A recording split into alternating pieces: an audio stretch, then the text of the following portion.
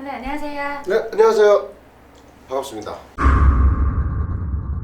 요즘에 경제도 어렵고 경제 네, 어렵죠. 나라도 시끄럽고 네. 경기도 안 좋고 요즘에 특히 일본하고 말이 많잖아요. 일본. 네. 음. 어떻게 진행이 될지 선생님의 의견은 어떠세요? 제가 봤을 때 일본은 요번에 조금 실수를 한 것 같아요. 왜냐하면 준비돼 있지 않은 전쟁을 시작을 했다.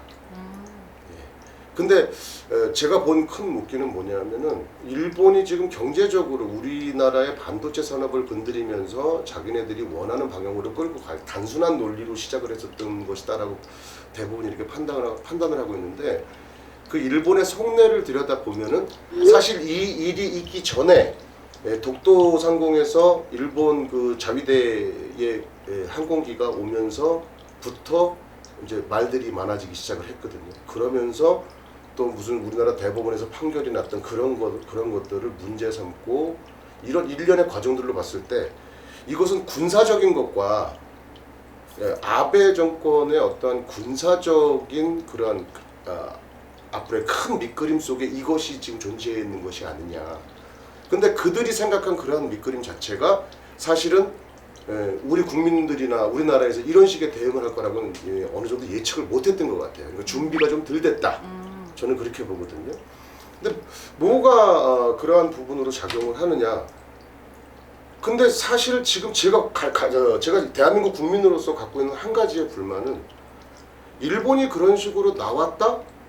근데 우리나라의 대응은 사실은 지금 무슨 뭐 노 일본, 노 아베 이래갖고 지금 운동들이 되고 있는데, 사실 일제시대 때도 마찬가지였어요. 국가에서는 아무 힘도 발휘를 하지 못했고, 국민들이 3.1운동이니 뭐 독립운동이니 해가면서 이렇게 움직였지 실제 국가에서는 아무 힘을 발휘하지 못했거든요. 근데 지금도 마찬가지로 거기에 맞대응할 만한 국가의 그 맞대응할 만한 어떤 정책이라든지 이러한 것들을 잘 못하고 있다라고 저는 생각을 해요. 오히려 국민들이 움직인 부분이 일단은 현실적으로 봤을 때 아베가 내놨던 경제 그 전쟁을 일으킨 그러한 어떤 그 제재 조치에 대해서 국민들이 움직인 것으로 1차적인 이제 아베한테 부담을 주기 시작을 했잖아요. 그때 상황과 그렇게 별반 다르지 않다. 저는 그렇게 보거든요. 근데 어쨌든 우리 국민의 힘으로 이건 천상 끝을 내야 된다. 하지만은 정치는 정치니까.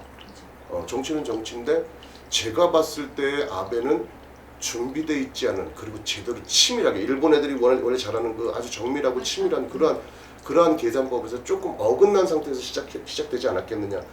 하지만 전쟁은 전쟁이라고 보는 거예요, 저는. 그 흐름에 대해서는 어떻게? 흐름 자체는 일본한테는 굉장히 불리하게 진행이 될 것이다라고 저는 판단을 해요. 일본한테 불리하게 진행은 되겠지만, 하지만 대외적인 그러한 어떤 그 나라의 뭐 이미지라든지 이런 것을 고려해서 봤을 때 절대 일본이 저희가 잘못했습니다 이러진 않을 거라는 거죠. 그걸 이제 정치적으로 어떻게 풀어나가느냐가 큰 숙제인데, 결과론적으로는 일본은 이 문제로 인해서 아마도 국가적 망신을 조금 당할 일이 있지 않겠느냐. 이거는 내가 대한민국 국민이라서가 아니고 이걸 굉장히 냉정한 시각에서 바라보고 또 제 나름대로의 어떤 무당으로서의 촉을 살려서 얘기하면은, 일본은 이 문제로 우리 대한민국이나 세계적으로 사과를 하지는 않더라도, 원래 사과를 안 하는 민족이니까. 그리고 일본 민족은 전쟁을 굉장히 좋아하는 민족이에요. 그 내부적인 것도 마찬가지고. 그렇기 때문에 제가 봤을 적에는 대외적 사과나 자기네 자신들이 잘못했다라고 인정은 하지 않겠지만, 결과론적으로는 세계적으로 뭐 어느 국가든 우리 국가든 우리나라든 인정을 해주지 않고 너희들이 잘못했다라는 것이 거의 이렇게 무언적으로다가 이렇게 해서 일본한테는 상당히 조금 경제적으로나 대외 신용도 쪽으로나 조금은 좋지 않은 방향으로 흘러가지 않겠느냐. 그렇다고 해서 우리도 손해가 없는 건 아니에요.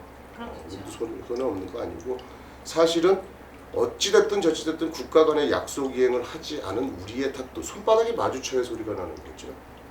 그렇기 때문에 전반적인 뭐 앞으로 뭐 물어보신 내용이 앞으로 이 일이 어떻게 번져나가겠습니까로 말씀하신다 그러면은, 일본은 반드시 이 전쟁, 이 경제 전쟁에서는 지거나 이긴다라는 개념보다 상당히 망신이 들어있다. 일본이라는 국가 자체에 망신이 들어있다. 그건 구설과 뭐 여러 가지 시비수와 이런 것들이 있을 수가 있는데, 일본은 아마 그런 쪽으로 좀 흘러가지 않겠느냐. 하지만 우리나라도 상당수는 어떤 출혈을 좀 감수해야 할 것이다. 근데 항상 호사다마라 그러죠. 좋은 일에는 막아 낀다. 그렇죠. 우리 국운이 이제 상승할 운으로 들어와 있다라고 저는 판단을 하고 있거든요. 내년부터. 근데 그 상승운 속에서 이게 악재로 들어오긴 했지만 극복은 가능할 것이다.